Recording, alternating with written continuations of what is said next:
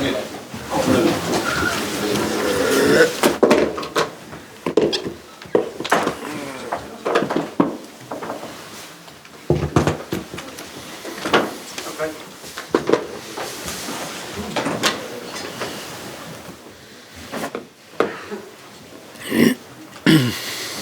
that another top performance against another top team in this division? Yes. You want more?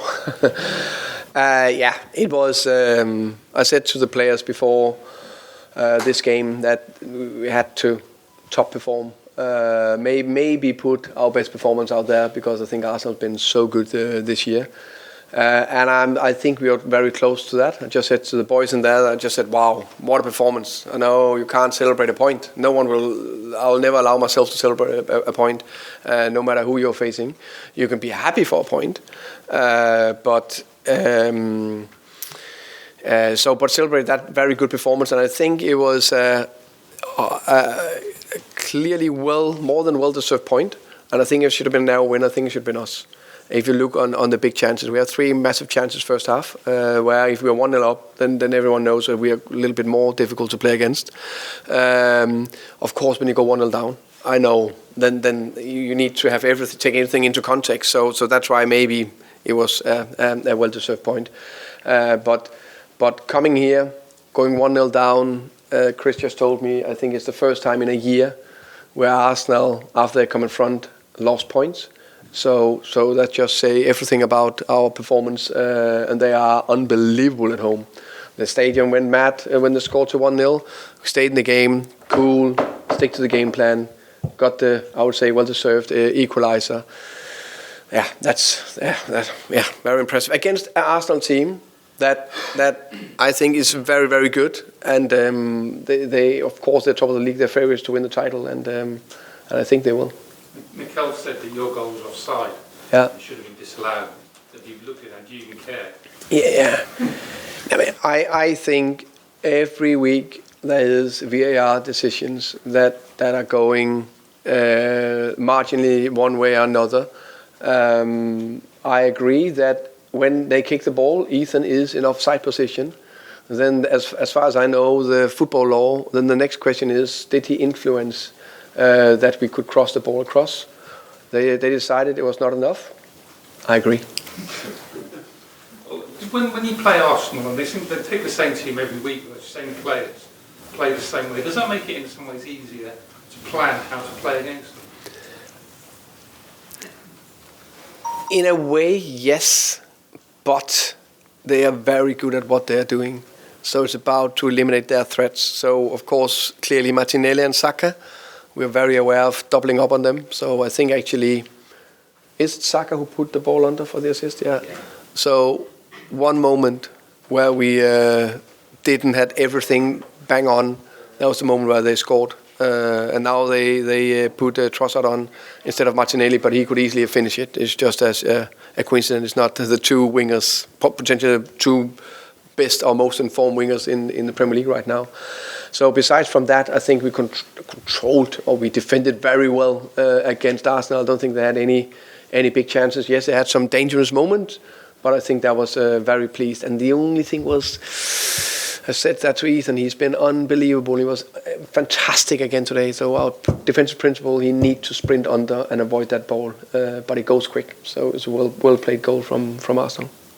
What was the difference between today and the game at home when you played against I can't remember if I said it, but I remember my feeling after the game was that we still performed to a 6-7 out of 10. It was still a decent performance. Arsenal that day hit a very high level, but I don't think they hit a higher level last time than they did today. I think probably a similar level. The biggest difference that we upped our performance, and then we avoided getting in behind on a set piece, which is you can't do that against the big teams. We need to be very good at that. So I think that was the two biggest differences. You must be very happy with the reaction going behind for what teams with. key in that situation. Yeah. But you came out and you hit back and separated that. We of course we have the game plan and all the structure and all the principles that we're training every week. But of course there's also some mental part of it. So the key words this week was cool, brave, aggressive. We have to be cool when we're getting under pressure. Don't stress. Need to be brave. Allow us to play brave, to be high pressing sometimes, and of course be extremely aggressive in the duels. I think it's actually works for every team because we're pretty basic, but you need to do it. And the coolness was key. I think the coolness after getting 1-0 down, staying in the game, doing the right things is key. Hi Thomas, 10 games unbeaten in the league now, that's a quarter of the season. What's kind of the secret behind it? Has that kind of sunk in that you've just got a point away from the league leaders and it's now 10 games unbeaten? Yeah, we have this secret sauce at the training ground that we give to the players every lunch. No, I wish it was that. That would be a good story.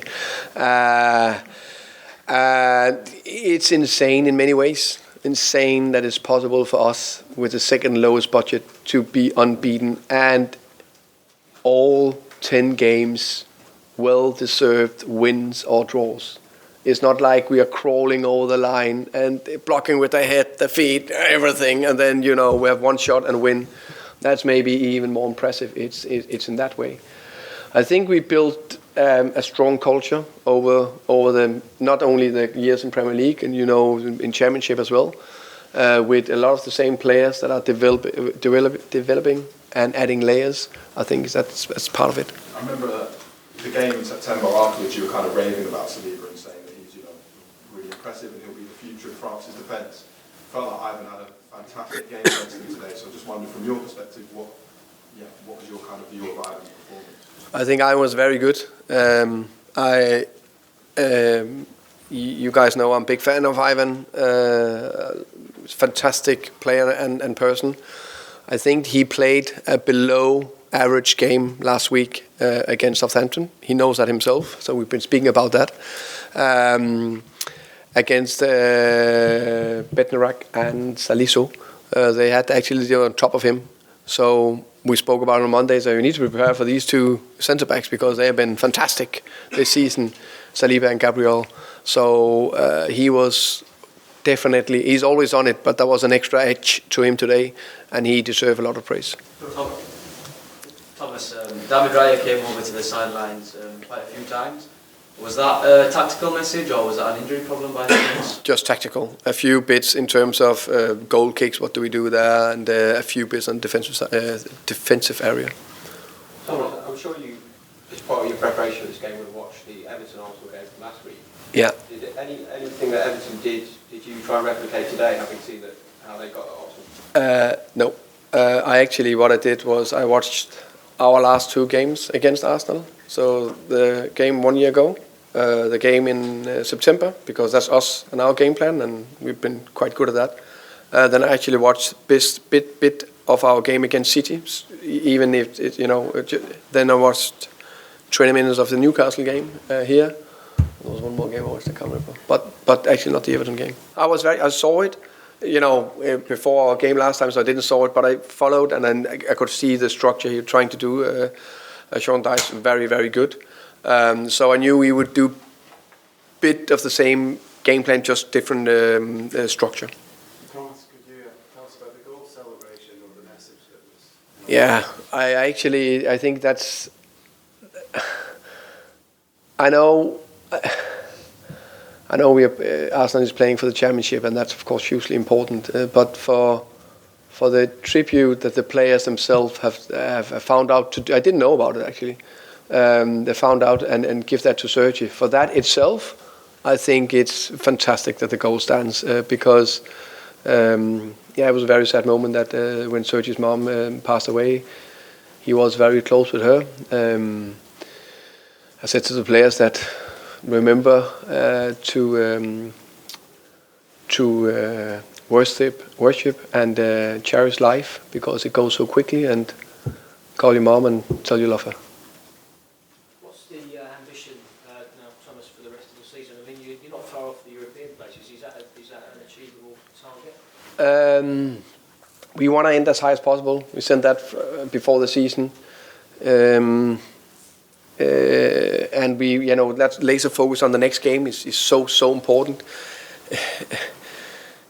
Before City, we just lost to Gillingham in a not top performance, and we were okay in the league but not top. So I think that laser focus we have had. What have we played 2 games before that? So I think So before City, we have drawn 2 games and we are okay. And now we are unbeaten in 10, 8 more, and I think we won, I can't remember, 6 or something like that. Then, I can't 5, whatever. So it goes so quickly. So if we are dreaming too much, we're allowed to dream, of course. I think it's important to dream, but it's so important we have laser focus and keep focus on the next game. Thomas, there were a couple of times, especially in the first half, where it looked like Ivan was shouting at a few players to kind of make runs. Is that just his drive and determination to make sure that the team win coming through in those moments? Big drive, big determination, no doubt about that. What do you think about Ajer today? I think he played a good game. Pleased. I think he's been so unlucky with injuries. So I think the game 2 weeks ago against Leeds played a very strong defensive game, and I think he added that layer again today. So yeah, pleased with him. Okay. Thank you, guys. everybody. Enjoy.